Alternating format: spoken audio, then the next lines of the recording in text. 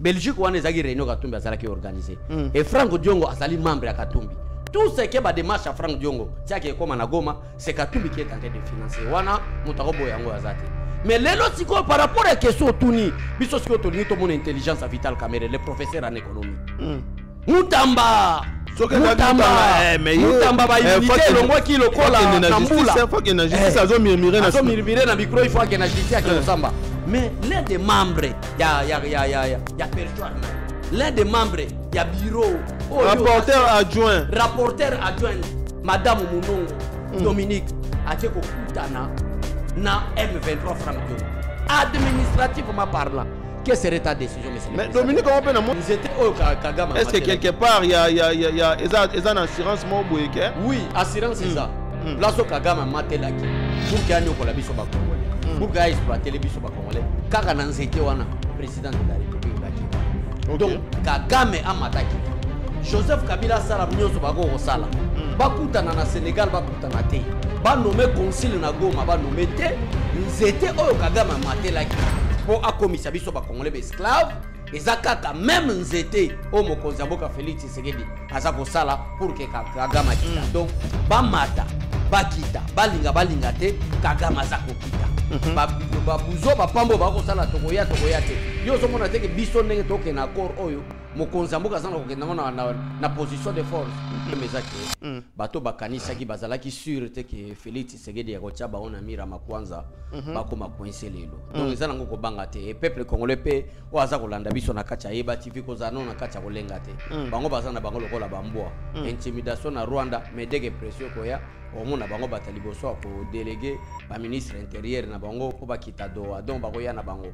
Les vrais problèmes ezali été bateau bamona ki Congo to donc lelo grâce à président Félix Tshisekedi na yebi malamu ke nyonso eza rose te na mboka na biso to yebi malamu ke nyonso ebongi na ngote par rapport à plan d'action na biso wana na occasion peut to profiter to yebi sabandeko ke eza pona bato oyo ba M23 yo bazalaki na kabamba ka base ya Uganda ya Rwanda ya Kenya au Konsamboka Botoli Bango par l'ordonnance du président de la République to Botoli Bango bako le lawana tantôt ba nommé déjà eza sur instruction des États-Unis d'Amérique ba informer mo Konsamboka place ni du cuivre ya bien bimaka na côté Katanga place ni ba minerai ya bien bimaka place ni tokoki ko exploiter or wana bandeko nanga ba congolais déjà États-Unis a identifié ba informer mo Konsamboka ko récupérer nde yango zomona des bandades na camp ya Paul Kagame. Donc Kagame akoaki ko sala ngote parce que l'ambassade ya Rwanda ezala déjà na Goma et yango les hommes na accusation il y a République démocratique du Congo pour dire que nous on a aucun problème avec les M23. Notre problème c'est les Rwandais. Donc les Rwandais na complot au bazana ngo contre la République démocratique du Congo parce que yebisa Kagame yebisa bango bon nous sommes en train de perdre la guerre si c'est que les ana ko beta biso c'est le plan diplomatique na terepe fimbu je crois bande ko balandi déjà 150 soldats oyo qui sont frappés sérieusement par les forces armées de la République démocratique du Congo. Alors qu'est-ce qu'il faut faire? Intimider le président Félix Tshisekedi. Alors ta grâce, seule ta grâce. Nous voulons instaurer un état de droit. Et dans un état de droit, il y a une justice indépendante. Ce n'est pas à l'individu Félix Tshisekedi de commencer à faire justice.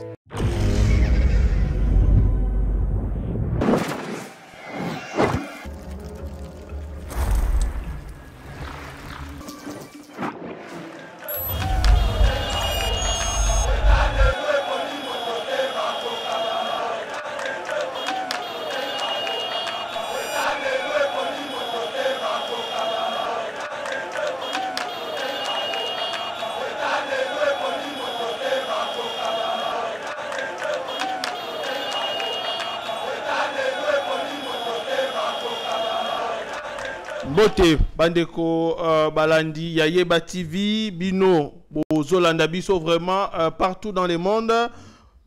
Tozo souhaité bino déjà une excellente semaine et bienvenue dans cette tribune où l'on discute, on parle de l'actualité politique. Il y a Mboka, République démocratique du Congo. Aujourd'hui, lundi 18 août 2025, Nazana Abe Cholé autour de l'actualité. Nous allons parler de plusieurs sujets, notamment réclamation à M23 au Yobalobi, qu'il n'y aura pas de droit avant la libération de plus de 700 prisonniers détenus à Kinshasa. Tokobeta lisolo yaba M23 oyo bazo dénoncé que plusieurs positions na bango sont actuellement attaquées par les FRDC en violation du cessez-le-feu. Tokobeta pe lisolo bandeko, il y a plus de 150 soldats au Bazaki envoyés par Nanga et AFC M23 au Babomi Bango et pas Bawazalendo. Ils avaient comme mission d'attaquer Ouvira. Une fausse alerte Bandeko, Tovani Tomoni na média, Bazo a annoncé que le président Félix Antoine Tshisekedi a yebisi Bayi M23 AFC Batine de la Yeba Kombo, Yabatu Oyo, Bakolinga ba nommé Bango, na pouvoir discrétionnaire, ya chef de l'État. Est-ce que Makambouana, Eza Solo ou Eza Lukuta? Restez branchés sur cette émission. Bokoye ba vraiment ba vérité.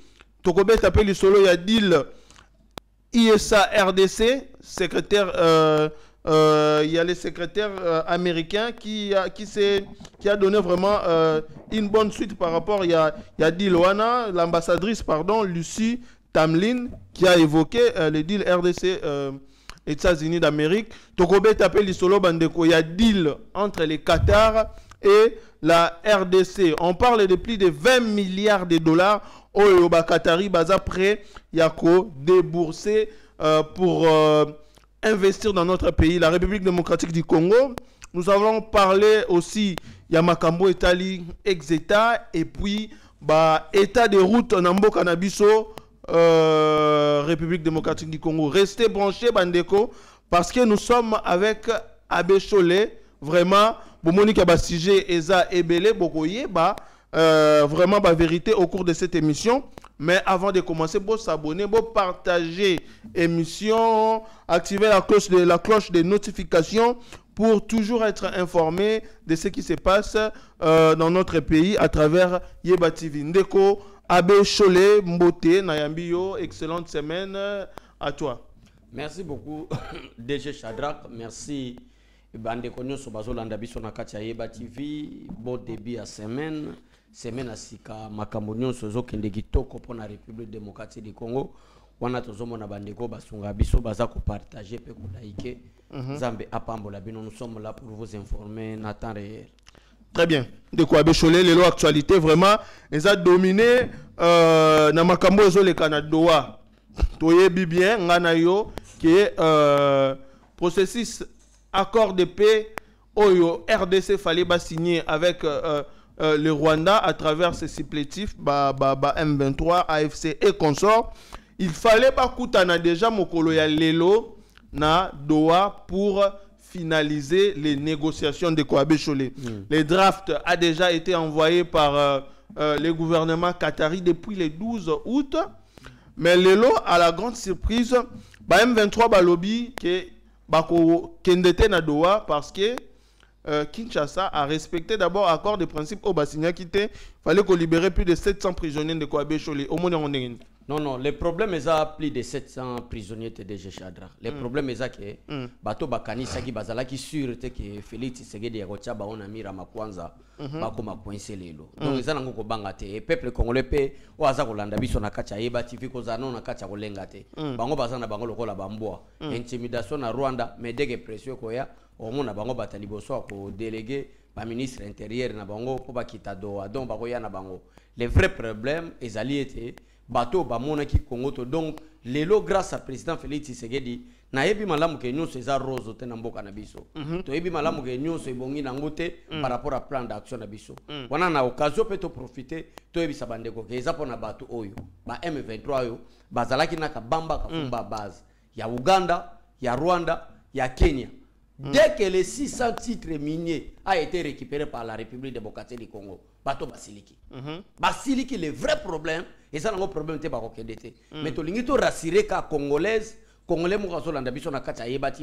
le problème est que le président de la République maintenant a commis vraiment Makambu na place Sengeli. Alors, Congolais, Comment se poser mboka zayo? Nous sommes dans la malheur.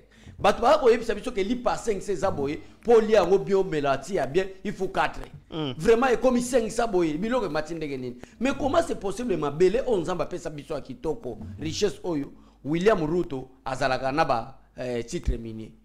Museveni azalaka na ba titre minier. Mwana Museveni azana ba titre minier. James Kabarebe azana ba titre minier. Paul Kagame y compris ba Jean-Marc Kabundo ba Joseph Kabila.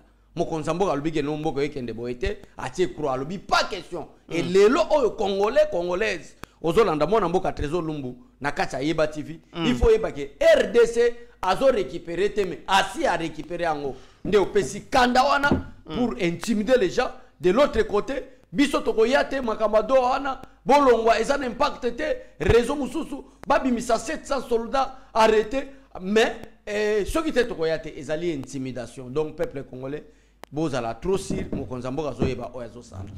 Très bien, de quoi Bécholé, situation oyo ezo intéressé ba Kongomani parce que on tient vraiment à la signature de cet accord de paix, mais les locaux mon na makamundenge ezo évolué apparemment na partie il y a RDC confiance eza makasi bango ba lobi ke ba ko libérer ba prisonnier wana kaka après signature ya accord.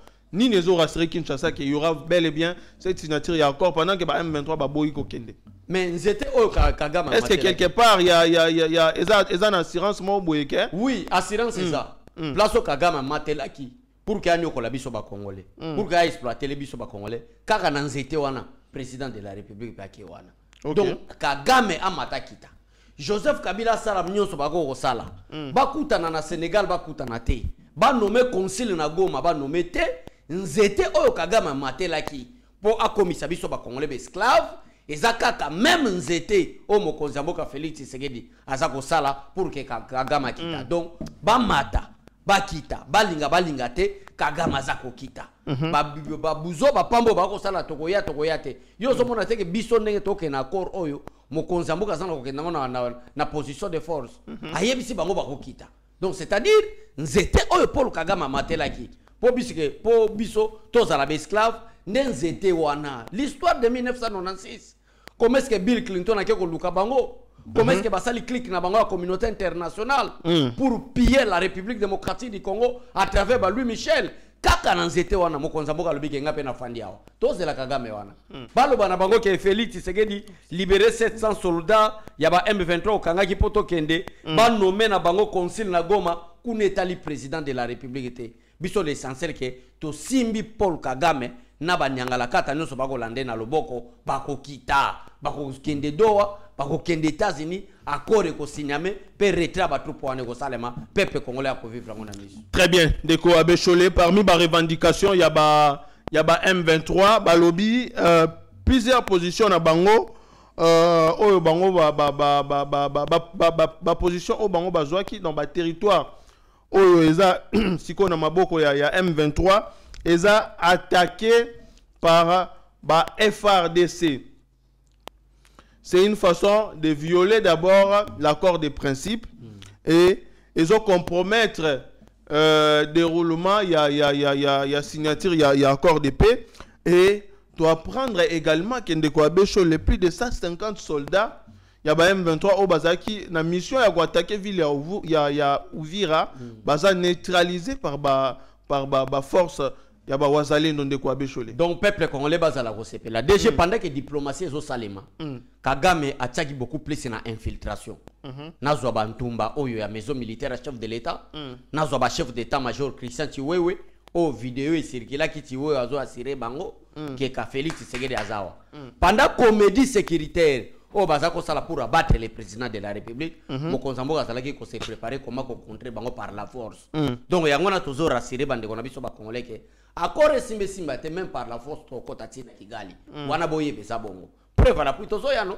ah bazo réclamer 700 mais et 7 silina noté 150 soldats oyo fils de Museveni après avoir récupéré ba titre minier oyo mwana Museveni azako exploiter à ça la déclaration je crois ba congolais ba moni ba lobi Uvira tozoya ba promettre biso Uvira ba promettre biso Kalemi nyoso ana congolais nanda place afandi ako comprendre te que et loko esalaka bango bakoma ba milliardaire président Félix Tshisekedi atiango na compte à peuple congolais donc na compte à l'état nde pesi bango polémique akoya bazwi bana bato bilenge na ba mineur batindi bango bobotola Uvira bande konanga bozolanda nga na Yeba TV je sais bien que prochainement l'émission ya ba après-midi to lobby tokoya na ba vidéo na yebite soki déjà ko ma bomona ba vidéo façon bibembe ya ba M23 elali façon ba bomeli bango façon FARDC na Wazalendo basali cohésion sécuritaire pour bombarder Batouana nde yango zomona bakomi na position à faiblesse bakomi ko réclamer donc peuple congolais faites toujours confiance au président de la République lelo éveil patriotique conscience na biso ba congolais to comprendre que le Congo a été déjà vendu o to ko sala minito to na posa nano banzela et tonga mate to na posa koliate o bible loba douleur d'enfantement to sibiri yango parce que to zala ki mpe et to loba tozala qui un peu tokoloba nini un peu hospitalier un peu distrait et pendant que ba Rwandais baza ko travailler pour bateka mabele na biso yango na se poser la question par quel miracle le président kenyan peut avoir des titres miniers pendant que nous souffrons par quelle manière fils de Museveni peut avoir des titres miniers par quelle manière la communauté internationale na Occident ba Louis Michel ba Emmanuel Macron bo Congo ngo tokotonga ndengeni c'est-à-dire pendant que biso tozako loba que nous sommes des bateaux bazali nga ba maintenir biso la sécurité pour pas continuer ko yiba ba minerai ko yiba ba biloko na biso voilà vu tout ce qui se passe d'investisseurs ba koyandengeni ba touristes ba koyandengeni batala beau pays oyo nzamba pesa biso parce que la tête ya ba congolais ba insécurité oui il y a aussi insécurité à un moment donné Donald Trump a tourné na secrétaire ya OTAN pour lui dire que Bossalini na Congo plus de 700 millions de morts 7 millions de morts Nakati OTAN c'est pour la première fois le la Congo c'est-à-dire à un moment donné DG Chadrak Nakati Yeba TV ne veille patriotique mais ko solo na bande ko na biso ba doit déjà ba yeba ko déjà mitoke ko bunga Congo comme déjà avec président Félix Tshisekedi très bien ndeko abeshole yako kamwa eloko mususu na moni parce que tu as soulevé les points ya Kenya na moni président Kenya Alingi Topé a nommé concile mission diplomatique ya Kenya mais na Goma c'est quand même étrange de Koabe Chole comme on a un pays avec lequel on partage les bonnes relations sur le plan diplomatique un pays avec lequel on a des échanges qui renforcent l'économie il y a dans tous les deux pays bah qu'on parvenir il y a qu'on violer même accord de Vienne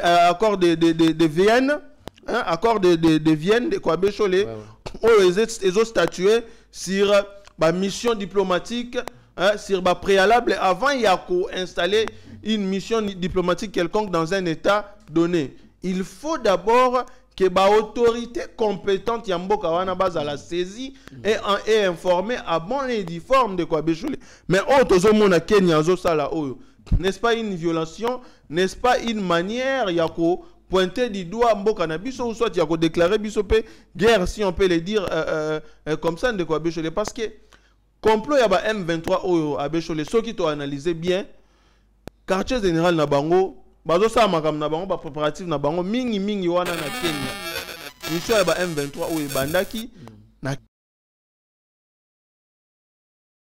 yako mener ba action pour détruire notre pays oui, na oui. niveau donc eza ne balobaranini coup de pied dans l'eau eza nango elokote pendant que ba ndeko na biso ba congolais ba ko ganga ke Kenya a nommé conseil na Goma mission diplomatique na Goma mais biso sikoyo na DG Chadra na Yeba TV to sinale bino ke anoma ce corps diplomatique na ya Kenya na Goma ezande bazana kolela bazolela nini bazolela ba titre mini ba dio wana ba William Ruto ces aventuriers ba Paul Kagame DG Chadra bazaba baro so lelo pona bango c'est un moyen ya ko récupérer ba minerai rapidement et transiter na mboka na bango c'est un moyen pona bango pona récupérer rapidement mais aussi ezalaki na kati ya projet na bango ya ko balkaniser la République démocratique du Congo balie mafuta tondi bango bayoki elengi ya minerai bayoki elengi ya cuivre alors etikali sel moyen kaka parce que na moni pe discours ya ambassadeur ya ministre affaires étrangères ya Rwanda a koloba makambu ya Belgique a biso na ba problème les colonisateurs nous a mis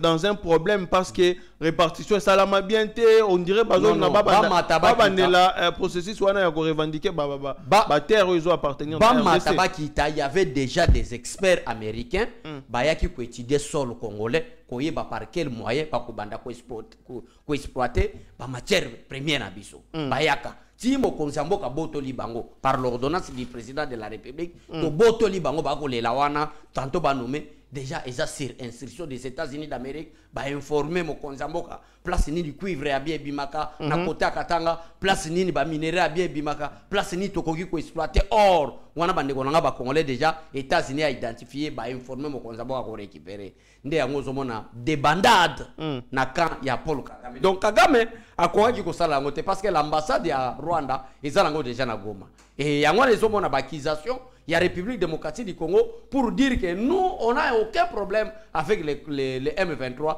Notre problème, c'est les Rwandais. Donc, les Rwandais ont un complot contre la République démocratique du Congo. Bon, nous sommes en train de perdre la guerre. Si c'est le plan diplomatique.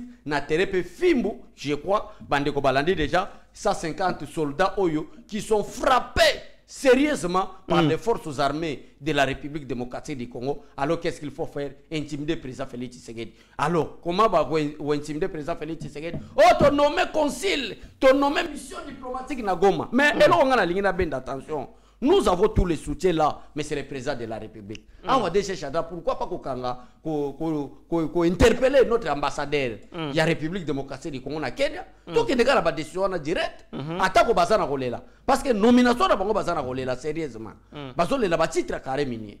Ba titre minier. Oyo l'état congolais a botoli bango. Bazo lela. Mais il faut c'est le chef de l'état Madame Thérèse Kaikwamba a vu la communauté internationale à témoin de voir comment est-ce que l'accord de Vienne a été violé par la République kenyane. Alors, Bissopé toko profiter na force diplomatique au Mokonzabo Kazanango ko chasser ambassadeur ya Kenya la République démocratique du Congo et aussi ko interpeller ambassadeur la biso, ça sera mieux. Voilà. Mais peuple congolais, boza la calme, match ezakitoko. Très bien. Ndeko Abe Cholé. Namoni une nouvelle. Bakongomani ba s'inquiéter mingi Ndeko Abe Cholé. Balobi mais est-ce président de la République Félix Antoine Tshisekedi a sali makambo boye pona nini? Nini président de la République Félix Antoine Tshisekedi a commis un état de faiblesse devant ba M23. Pourquoi? Parce que réseau ya ba Rwandais oyo bazana mission yako propager poison rwandais au tobengi ba fausses informations ba fake news Ndeko Abe Cholé baleki na ba média balobi que le président Félix Antoine Tshisekedi a suggéré na bato AFC M23 batindela ye ba kombo ya batu oyo bazolinga anome bango. Est-ce que makambo eza ya solo Ndeko Abe Cholé parce que bato bazo s'inquiéter DG Shadrack na comprendre te biso ba congolais moment donné ngungi pe akoya souffler na litoi na yo nini. Pourquoi oyo tozolobela bango vérité? Nous sommes ici bango bandima te baninga koyoka makambo eza lokota. Pourquoi peuple congolais balinga kokota na armée numérique ya Rwanda? Les chefs de l'État, na yebite vidéo wana soki ezali DG Shadrack okotala ngo tindela au chef de l'État lobaki clair ka ko négocier na ba M23 sur des pantins. Alors ndeko mo azolandanga na kacha yebati vya ko lobaki mais mona mboka trésor lumbu yo lobaki ba ko négocier te mais na Doha ezaba nani peut-être mutako loba bongo. Alors ba congolais faut ba comprendre Doha ezali conséquence ya tête à tête entre Paul Kagame na Félix Tshisekedi. Eza conséquence à makambo wana. Donc avant M23 ya lokola mokonzamboka mission ezalaki ke ngai Kagame nde tokokutana naye qui est le responsable ya ba M23 après kokutana naye na Qatar nde ezobana makambo wana. Mais toza konate Félix Tshisekedi a été clair peuple congolais. Yangwana na lobi était pourquoi tozalaka agiter na ba fausse information. Pourquoi tozalaka agiter na makambo eza lokuta ti yeso akoyaka Félix Tshisekedi akosala yango te. Aswana banani. Nous sommes avec les Américains. Nous sommes avec la Russie. Nous sommes avec les membres permanents du Conseil de sécurité. Les résolutions, il y a Conseil de sécurité sont là. L'accord est en cours. Par quel miracle par quel moyen président Félix Tshisekedi a qui négociana bango par le bakeno na renommé ba membre ya M23 na Sud Kivu pe na Nord Kivu. Boni politique ya diabolisation. Opposition moi ça pour pesa makamba lokuta. Soko pesa lokuta wana na conscience na yo. Oyebi malamu ke Tshisekedi akotiko nommé jamais mutu ya M23 na Nord, soko na If na Sud Kivu, mais yo na ba page na yo, ozokende ko publier pour avoir quoi? Yo quand si soko pesa fausse information na peuple congolais net Tshisekedi a tiki pouvoir ou soit yo comme président, jamais nous sommes là. Donc ils a pire mal au kuta. Donc le kuta bon na le kuta Tshisekedi a tiki négocier na bangote, Tshisekedi a tiki nommer membre M23 te bon dima ngote za le kuta bazana kati ya panique na ba décision makasi mokonza mboka azui contre bango. Très bien, de quoi Bécholé, il faut que les là-bas réseau wana ya au bazo communiquer pour les Rwanda. Nazomona pena ndeko moko ya IDP ça azui information wana atena page ne. On a bien. C'est pas sérieux. Ce qui te que manque ya encadrement ils na IDPS pas attaquer biso. C'est ça na ngambo wana ils na niveau na biso. Membre ya IDPS azui pe information wana tie yango na page na ye. Soki ba kangi wana nanu lokola communicateur ba source information ozui yango wapi. Bon, bango moko balobi kuna balobi que restauration de l'autorité de l'État, Tshisekedi suggère à l'AFC bar M23 de lui soumettre les noms des personnes qu'il nommera en utilisant son pouvoir discrétionnaire comme gouverneur du Nord et Sud Kivu. Balobi a utilisé pour pouvoir discrétionnaire. Qui a des sources de cette information pour nous repenser? Est-ce que c'est le président d'abord qui nomme les gouverneurs aussi? Voilà d'abord les problèmes. Est-ce qu'il doit respecter la constitution de Si aujourd'hui le président de la République a nommé le gouverneur, il y a Ituri par rapport à la constitution, il y a même un état de siège. État de siège, c'est l'armée qui commande. Et le commandant suprême des forces armées de la République, c'est le président de la République. Tout à fait. Mais dans la démocratie, où gouverneur et sa conséquence, élection à députés provinciaux. Mais comment est-ce que le président Félix Tshisekedi a nommé? Au moins, déjà que dès la forme, il a déjà fausse information. Mais au moins, maman Moukolo, jeune garçon, jeune fille, à son dérangement, est-ce que Makabo est solo? Pendant que Tshisekedi vous a informé, il y a 2 ans passés, que na côté de ma tête, na ba M23 sont des pantins. Tshisekedi a été ce sont des pantins. Bato bazana décision ko zoate, bazela ka décision pas Rwanda. Comment est-ce que na ko swana bango? Tina nini Tshisekedi a yebisaki biso alobi ke ngana ko swana bango te na swana Kagame. Parce que ces gens sont des pantins, leur vraie décision est où t'arrender na Rwanda. Donc peuple congolais bolanda réseaux sociaux te, bolanda ba fausse information anate eza pire mal au kota. Bientôt bitumeza aussi là, binomo bomo na ba M23 bazana débandant de sikoyo, tantôt ba libérer 150 soldats na bango parce que na 150 soldats qui sont des commandos rwandais très bien formés, ba obatinda qui po bazoa Uvira qui sont en difficulté, les autres sont encerclés, les autres arrêtés, les autres sont tués par des Wazalendo en complicité avec les FARDC. Mais tala lelo ba ko sabino ba le président Félix Tshisekedi a renommé bango. Et Sengeli boyebe loko moko pour na chiter na question ana DG Shadrati Ninga. Pendant que Tshisekedi est en train de coopérer diplomatiquement, sachez que l'armée est en train d'être organisée. Tous les infiltrés depuis Bakanga Tiwewe, Bokani Sateke Miswa Tshisekedi Lali, Bazana Kokanga, jusqu'à présent, Bana Kokanga. On se demande la liwa colonel Moro Lobby, DG Shadrach Nakota Kisangani, n'hélicoptère, mais matanga nango lelo bako yebisa biso kezo salima na Kigali. Voilà comment est-ce que Nzamba Zana ko dévoiler malem. Et vos apaisements, Tshisekedi ne nommera jamais un membre du M23 na Sud ou soit na Nord Kivu. Quel que soit les problèmes, ba négociation botanga ba accord et un avantage na biso. Premier élément est un retrait des troupes rwandaises. Voilà. Très bien. De Goabe Cholé. Na moni ba photo moko zo circuler na internet de Goabe Cholé. Et bandaki liboso na point de presse ya ba AFC M23. Batie drapeau ya République démocratique du Congo de Goabe Cholé. Mais na moi pembeni wana na moni bakomi bakomaki Kivu. Bakongomani bakanisi ke drapeau ya mboka na biso ezalaki rebaptisé par ba AFC M23.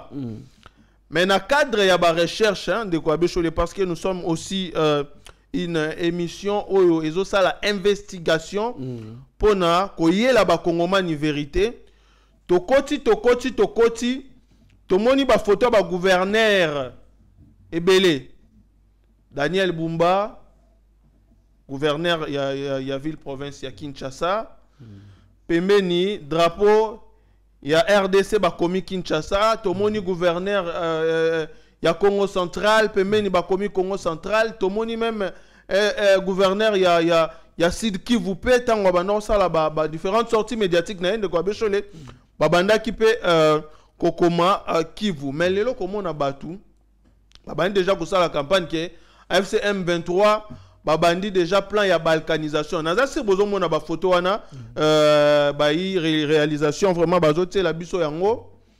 Comment na batu ba la campagne de ko abeshole que balkanisation ya mboke bandi tala drapeau ba komi déjà Kivu. Ezolobela nini et stratégie wana pe na ebité si ça a été adopté par le gouvernement ou nini ya kotia ba combo ya ba province ya chaque province na ba drapeau na biso. Est-ce que eza stratégie moko ya malamu ndeko abesholi? DG Chadra, d'abord biso to na posa ko sala la stratégie te, biso to na posa ko garder kaka unité nationale. Mboka na biso biso to abana miketo tanga na géographie à l'époque, parce que les loba mboka belé kabwani à l'époque je crois nous étions 3e parce que Soudan ou soit Libye et Zaghi liboso na biso. Mais depuis Soudan que je crois les autres à la 2e pays ou bien première, je ne sais plus. Et ça makamoto to soka na géographie. Mais DG Chadra, Congo oyo mundele erayaki ayaki na boule vraiment ko balkaniser mboka. Mboka opo ebezala balkaniser bakenda ko attaquer na ba Fridola Mbongo. Fridola Mbongo devant la chair en tant que berger azote ya déjà balkanisation. Donc le vrai problème est que bandeko wana bon tala ba criminel ba bandi ona ko benga bango bandeko. Ces bandits ya ba Rwandais ba M23 bazoluka ba balkaniser mboka. Félix Tshisekedi a rendu bango un échec. Donc mboka oyo dès que Kabila zo sala remise et reprise na président Félix Tshisekedi, Kabila lobaki que chance. J'ai tout déjà préparé. Pendant qu'il y a des communicateurs, il y a des journalistes jusqu'à présent qui sont payés par Kabila, peut-être Nzala, mais qui défendent Kabila. Pendant que Tshisekedi a zo sala remise et reprise na Joseph Kabila, Kabila lobaki chance. J'ai déjà beaucoup travaillé pour la balkanisation. Kabila tika ki mboka na président Félix Tshisekedi balkanisé. Car plus de 80% il y a des services que ce soit administration publique, que ce soit les services d'intelligence ou de sécurité, il y a nord et sud Kivu dépendait, il faut être tout rwandais. Le pays a été déjà balkanisé. Il y a un autre bandeko belé, na epsi bandeko belé que et vos apaisements. Si quoi balkanisation wana ezali sous-souté, qu'est-ce qu'il faut faire? Alors, nommez conseil na Goma. Et ça symbole déjà que Bamboke est la balkanisation, balkanisé. Yo ministre affaires étrangères rwandais, bo banda déjà ko sala bémission, babandi be ko sala bémission. Ah ba belge ba ko sabiso pona ba borne. Bino ko tale, bo banda ko tia stratégie ko koma ba drapeau. Rien ne fait et ko ya ko sala été République démocratique du Congo et ça la balkanisé. Projet Oyo Kabila Tikaki, il y a balkanisation. Moussala Oyo a salaki pendant 18 ans pour que les Congolais soient balkanisés. Président Félix Tshisekedi a sauté en haut. Donc, peuple congolais, et vos apaisements, ils ont la mokolo, à quoi il a vélo. Donc, moi, il y a gang na mission izate, azot meka, nenge tolobake, mutazo meka kindoki. Ce que Gosimba na ba numéro, ba pesa qui est, mais Gosimba sauté, parce que les Congolais ne seront jamais balkanisés. Nde yango wana, bato yo babali ko attaquer, ba accord signé entre le président de la République démocratique du Congo et les États-Unis qui est un accord commercial. Pourquoi pas un accord commercial? Parce que ba minéraux wana kaka place au AFC Zali na ba M23 bazali kaka wana de partenariat na biso les États-Unis ndeko salema nde ba kolela to ba déjà balkanisation to banda ko sala be mission pona ko loba ke belge akosa biso ndenge to za ko tia ba nini ba benga nini ba limite na mabele na biso. Alors et Gosimba sauté. Donc peuple congolais bozala calme, bozala posé, bateau ba komina suka totala dès une semaine au Itikali ndenge ni mokonza bozala reçu par les États-Unis tout ça la monana suka potoleka. Très bien de quoi Bécholé, likambo o ezo déranger makasi mingi. Eza makambo ba deal au président Félix Antoine Tshisekedi de quoi Bécholé azo préparé ba ennemi de la République bazola la té. Ouais. Parce que les solo ya dit le wana ezo bomela bango ba cop na bango ya kimuyibi tokotiko yoka sote o basala ka contre mboka na biso. Voilà. Namoni batu babanda ko loba ndeko ya Bécholé. Oh deal RDC États-Unis ezo kene na kokufa. Congrès américain d'abord déjà voté contre ce deal. bateau basala ki stratégie oyebi ke Moïse Katumbi na basango Donatien Chole na ba Fridolin ambongo batiaki état major diplomatique na Washington. OK. Pour surveiller deal ezoleka entre la République démocratique du Congo et les États-Unis d'Amérique. Félix Tshisekedi abeti bango biboto. Ndeka ambongo azongi mikolo so bomoni silencé azoluka na osala sonini. Ba kindoki nyoso ba pesaki ba simbisaki parce que Katumbi atiaki ba moyen des minéraux qu'ils ont pillés pendant 18 ans mbongo wana nyoso baki ko fandela ba sénateur américain. Bazana ko fiba Katumbi mbongo Katumbi akozala maléré. Et de l'autre côté, Joseph Kabila na Paul Kagame batie état-major na Addis Abeba pour corrompre qui? Pour corrompre ba William Ruto, ba Museveni et d'autres dirigeants africains pour ba combattre à Rwanda. Alors lelo oyo Félix Tshisekedi yemokazo tout a bango biboto botala siko Kabila yo akomi peuple nomade. Oazo ki garant, je suis là, nazo kende Goma, makambo kozala soute akomi nomade. Lelo oyo so botuni Kabila ba ndeko naye ato livre lembe. Bobengi moi sine botuneke où se trouve Kabila aloba ye bate.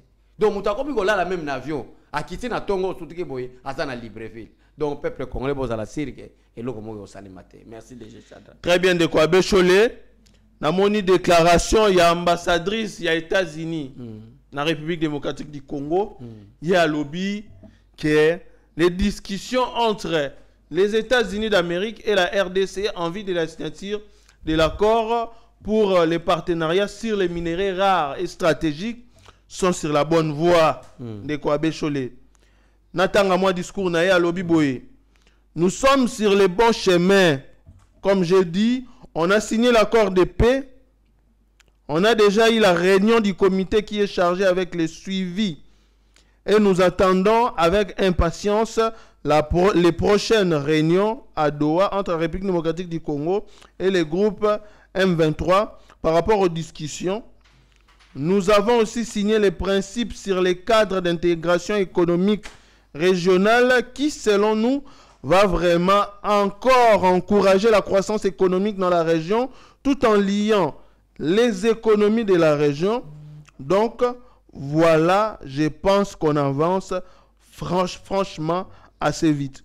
Nous avons déjà convaincu tous les acteurs de s'asseoir, de signer les déclarations de principes et aussi de signer l'accord de paix. Nous en sommes aussi avancés dans la suite et on va continuer comme des partenaires fiables de la RDC. Les États-Unis se déclarent partenaires fiables de la RDC. Babongisi déjà cadre économique, sécuritaire de quoi Bécholé. Cadre et intégration régionale. Il y a des échanges entre RDC et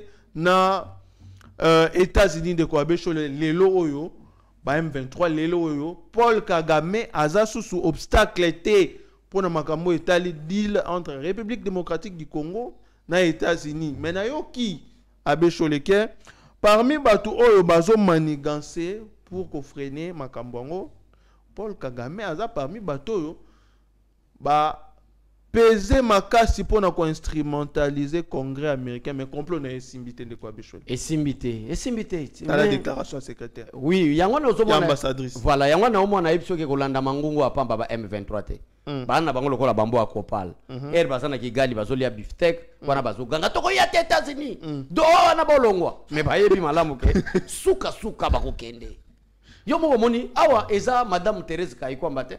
Yo moko tangeli bandeko na biso réplique ya ambassade des États-Unis. Non, nous sommes en bon terme, c'est-à-dire ba M23 donc monsieur le président Fatih Beto merci vraiment ba M23 baza réellement ba panté. Wana nde ba message zo ba M23 ba rejeter Doha. Eza qui panté vraiment des autres sala bango. Banda décision à prendre. Raison même pour laquelle au moni était Kagame moyen ya agir yemo wazate. Ageluka masane William Ruto. Masa topesa ope ba titre mini yo boka mo conseil wana to meka donc ezalo ko landa na uchiko lobage mutazo meka maji to meka na yo salanine. Alors peuple congolais et vos apaisements je crois bomoni réaction ya ambassadeur des États-Unis. Donc tout est prêt pour que va recevoir le président de la République et Paul Kagame pour la dernière signature et que ba truc ba kende et ko kende yo mutozo tya tembeke so ibakete mais même nzamba za na plan A et nzamba yebiso ke tika plan B na e reaka.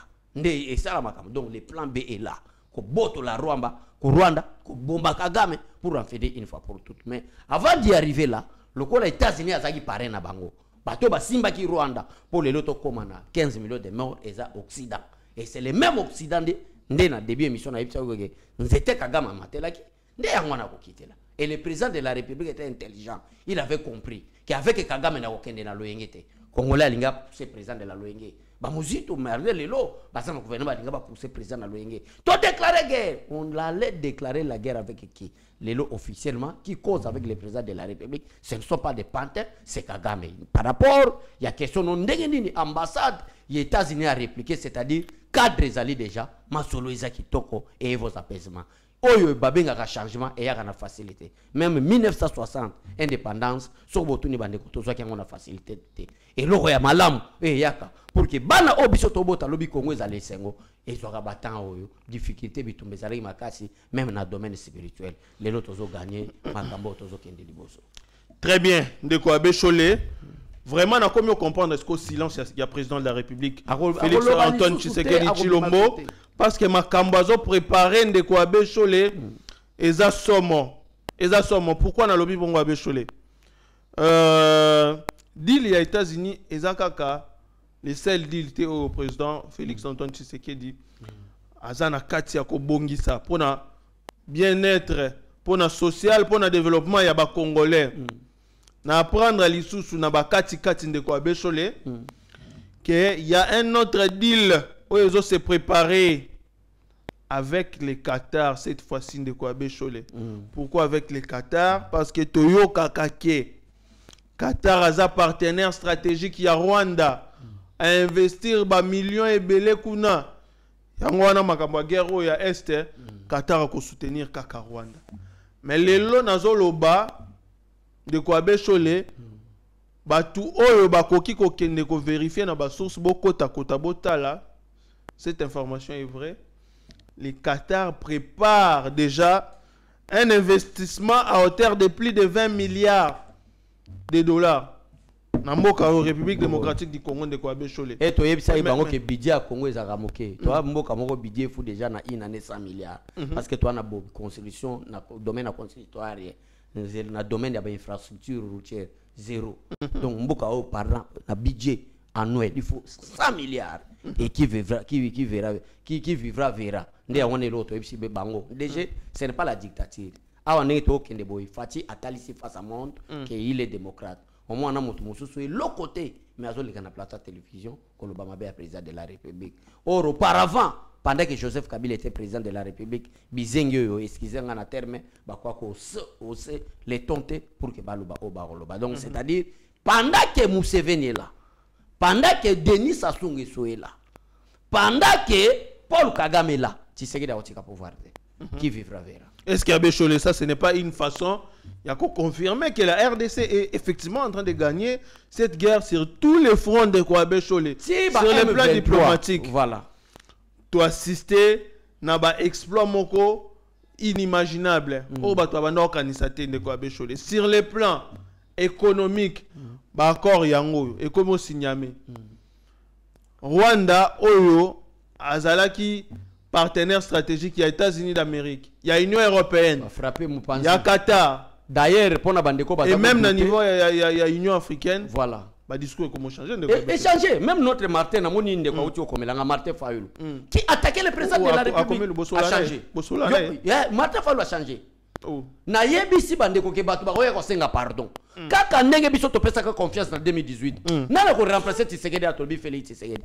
Kaka ndenge ba politicien congolais ba ko changer. Déjà Chadra je m'excuse. Tozo ya na makam parce que ba tebele ba douter.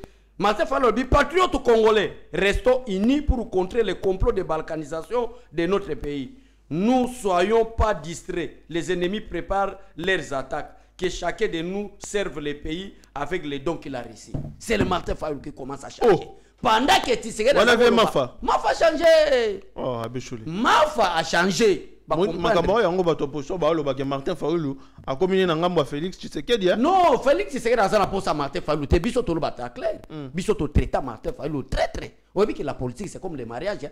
Dès que l'infidélité continue, c'est-à-dire singa ya confiance c'est ça l'inini. C'est ça Martin Fayulu to comment ozoaye. La politique c'est comme le mariage. Au baby city est dégagé. Moutou Moussa a remplacé. Martin Fayulu, c'était la personne de confiance. Oh, autant pas que de Genève, Moutou Tomema na Maboke. Oh, tu as douté que Batunyo va voter Tshisekedi, mais Martin Fayulu a dû voter. Yo a eu place ni Martin Fayulu Solan Tshisekedi na Genève, na chambre président Félix Tshisekedi na Litoyi. Bemba, Bakatumbi, Bakota, et Zalakate. Mais Martin Fayulu est à confiance à côté. Mais et l'autre peut s'en souci, n'est patriotisme, conscience zanga na ba Congolais. Au moment où Martin Fayulu, Tshisekedi c'est mon frère, une bonne chose à l'Obaka. Tshisekedi c'est mon frère. La politique c'est la constance. Tellement on a déjà chadrné toza, to banda nos positions toza na plateau. Mangungwe yele katoko bonga kakao. Toza. Toko somba banda kwa la constance. Bateau balanda kabiso ba yebike depuis to banda. Il y a un moment donné, nazala fier que on ne peut pas parler du parlement debout. Na IDPS, biso ba becho le bateau ba écarté biso. Nous allons écrire l'histoire. Tokoyeba bateau ba rejoindre kibiso. Tokoyeba, tout ça ba la désuet là. Et ça mon français tout le monde veut entrer. Mais biso toya mon frère toi tu étais venu na 2028. Yo yaki na 2023. Yo yaki na 2018 pendant les élections. Et ça pour nous redénigrer bande comme souté pour dire que l'histoire bateau ba koyeba que la constance paye. Et donc le fragile Martin Fayulu manque de constance. Aba souffrance tu sais que wa mulumba zwaka. Un de DG Chadrak. Martin Fayulu a joué en côté. Mais Martin Fayulu a quitté plus à l'objet Félix Tshisekedi mon frère. Ngala lingi osoko kabwani na Kabila. Une bonne chose. Mais quand kabwana Kabila pendant cette période voilà, conformément à l'article 78 de la Constitution, et l'inga isa la que président Félix Tshisekedi a dissoudre l'Assemblée nationale. Alors pour dissoudre l'Assemblée nationale, il y a une procédure à suivre. Martin Fayulu a même Jacques Zengi. Mais je suis content que les lots bazo rejoindre. Biso batoyo, to sala ba université te lokola ba Fayulu na bato nyoso bazo rejoindre ba idée. Même bakamo ben baza ko lo baba comprend wana. To banda ngo tongo na zando na parlement debout. Les lots bazo rejoindre biso c'est félicitations. Donc peuple congolais, restez unis derrière le président de la République Match Ezao. Match Ezao de ko abechole. Mais côté msoupe match Eza bien té. Match a bien té. Wana côté ni. Tozawa côté ni wana. Match Eza bien té de ko abechole. Wana côté ni. Na osenga na bato régie batie la biso photo moko. Wana bozomona un membre ya bureau ya Assemblée nationale de ko abechole. Dominique Munongo. Membre ya Assemblée nationale. Akeko kutana na muto na comme ne kutela so na Diongo. Akekutana na Diongo. Oyo ayebani siko lelo ke c'est un membre actif ya AFC M23 ya Nanga, c'est un collaborateur ya Paul Kagame na Museveni na bato tout bazo travailler contre la République démocratique du Congo. Mais comment on a lelo un membre effectif ya bureau ya Assemblée nationale. Député national au peuple a pesi confiance. Il y a muto amoni oya ke kukuta na ye eza muto azoboma mboka na cadre nini na ebité. Eza elongo accord de Doha et comme accord de Belgique avec Franck Diongo de Bruxelles. D'abord esengeli bande ko baye bake. Premièrement déjà Chadra yebike ndeko zo bake match côté musu eza mabete. Eza mabe pona katumbi na complazo sala. Belgique wana ezaki réunion katumbi azala ki organiser. Et Franck Diongo azali membre ya katumbi. Tout ce qui est démarche à Franck Diongo, c'est qui est comme Anagoma, c'est Katumbi qui est en train de financer. Wana, Moutarobo Yango Azate. Mais les lots, par rapport à la question Touni, biso siko tolingi to mon intelligence à Vital Kamere, le professeur en économie. Moutamba Moutamba ba unité longwa ki lokola na mbula. Il faut que na justice azo murmurer na micro, il faut que na justice à Osamba. Mais l'un des membres, ya perchoir na yo. L'un des membres, il y a bureau. Rapporteur adjoint, Madame Munongo, Dominique, Akeko Koutana, na M23 Franck Diongo. Administrativement parlant, quelle serait ta décision, monsieur le président? Dominique, on peut na moni moi ba photo na ebele, na ba malumalu, na ba Jakinda. Député moko aloba ke na kati Assemblée nationale, tozana ba M23. Dominique Moutakatumbi non? Franck Diongo pe Moutakatumbi. Bakeko pe sa stratégie, na kati sa stratégie wana, baza bango nyonso na ba Vital Kamere. Administrativement parlant, le pays est en guerre. Membre du bureau de l'Assemblée nationale. Akeko kutana bato bazo bundisa biso. Oyo lelo tozana plus de 15 millions de morts. Oyo lelo tozana plus de 5 millions de femmes violées. Oyo lelo mboka na biso zo kende na voie ya balkanisation. Mais mutu wana membre ya bureau ya Assemblée nationale nga ko condamner na peuple tene ba vota qui peuple peut-être alanda loyenge mais administrativement parlant totiko yo ka ta déclaration ya Vital Kamerhe Vital Kamerhe sa makasika ba yo ki président Félix Tshisekedi azoke signé accord États-Unis d'Abima le non ça n'a pas encore passé à l'Assemblée nationale ça doit passer à l'Assemblée nationale Dominique Munongo mais c'est vieux ka ta la place peuple alobake ozala étranger ta la place peuple alobake ozala muta confiance te. Même demande d'explication ça la tour à réseaux sociaux parce que tu as vu que caméra ça peut faire dans les réseaux sociaux na procès à 100 jours je mon ndenge mo galobake tout c'est la réaction il y a Vital Kamerhe ce qui tu comprendre que l'Assemblée nationale est dirigée par le M23. Très bien ndeko Abbé Cholé toujours c'est là vraiment une réaction parce que la minute où tolingi bazone domboté voilà tolingi équité tolingi justice et ça de manière équitable. En Constant Moutamba, vous avez appliqué la rigueur. Les loyo, Moutounabino yeyo, a travaillé dans ba ennemi à la République. Elle nous doit des explications. Et tout le monde a fait motivation, tout le monde a fait détermination et l'Assemblée nationale. Il y a qu'à réagir face à la situation oyo. Ils ont inquiété la sécurité des Congolais. Oui.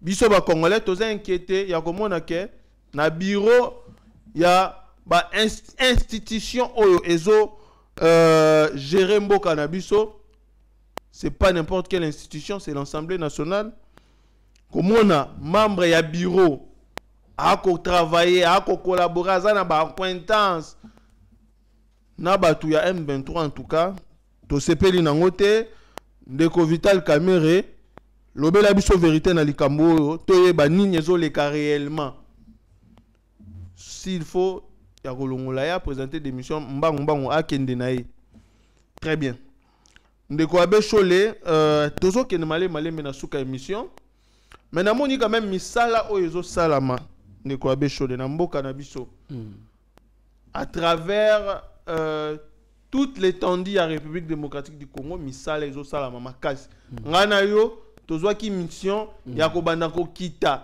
bisika moko pona ko lakisa ba kongomani ke la vision du chef de l'État est en train de se matérialiser petit à petit.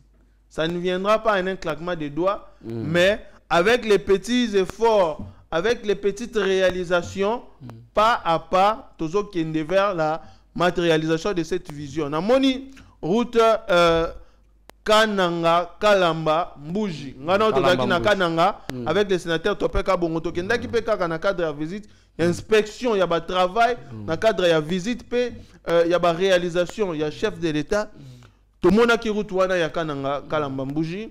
Lelo oyo amoni ba travaux ezokende presque na suka une route stratégique qui va ouvrir ndeko Abbé Cholé la RDC na Angola par exemple parce que cette route c'est une route à caractère économique aussi ce qui nous est là en Sili lelo ngana otoza na possibilité ya ko kende na Angola ko sala makambo na biso to sala et puis ko zonga donc longa Kinshasa na voiture na démarrer si na frontière Angola okay, après ya ko sakana ki fatia sala musala te boulot ezo salema et ça va petit travaux te des grands travaux fatia est en train de faire. Oh, ils ont nzela ya kalamba mbujona depuis Congo depuis Belgique kota makadamte fatia zo sala malgré les pays en guerre malgré les pays en voie de balkanisation fatia ça na stopé ngo alobete to kende liboso donc awa jezate donc voilà moi un commentaire to quoi iko cha DG Chadra. Très bien ndeko Abbé Cholé tozaki na open na rokade ya Kinshasa ndeko Abbé Cholé omoni misala ndenge zo salama et ça lui ni Abbé Cholé kitoko kin eza kitoko Fati azana osala kin Fati azana ozongisa tokotela batu batala ba image oyo otali image olobiki awa tokoma na biso na société mais ndenge tomona kana ba photo na ba réseaux sociaux otali Kinshasa kota rokade okolelo lobiki Fati merci otali Prince Noir otali pembe de beti virage à fleuve otali olobi non kine bonga to bonga o isa douleur d'enfantement tozo sala ki jale loté to ebi ke difficulté za biso toza lokola bata pe perdre couleur rouge ba lo komisa ngo pembe ya pembe ba komisa rouge oui difficulté za par rapport ya ba condition mo konza mboka kutani nango tozo sala politique lokutate mais musale zo salema o ebi ke nzela ona batela bango na so de moto ba so de moto ba pont o ils a construit dans Zelawana. Non. Kin bo pesa biso ka 10 ans les choses pour fati to violer constitution. Très bien. Abechole to komi na suka émission tozo tela bino élément oyo botala route kananga kala mbambuji botala rocade de Kinshasa bandeko ba vi na bino na commentaire bo commenter bo like émission bo partager to kutani vraiment na bino na mbala suma bolanda élément oyo to kutana à la prochaine émission. Banje yango ya izo sala musala musala izo salema vraiment banje musala izo salema coup de chapeau na gouverneur coup de chapeau na bato oyo bazali kosala musala kotoyo parce que tout monde vraiment que non volonté ezali hein il suffit d'avoir la volonté mboke ke liboso Zate ba pesi mbino mbongo boldame ba pesi mbino mbongo ya osala musala bozo dame. Félicitons quand même ba avancée significative. On les voit quand même. Tout ça c'est là. Oh, quand même ça va.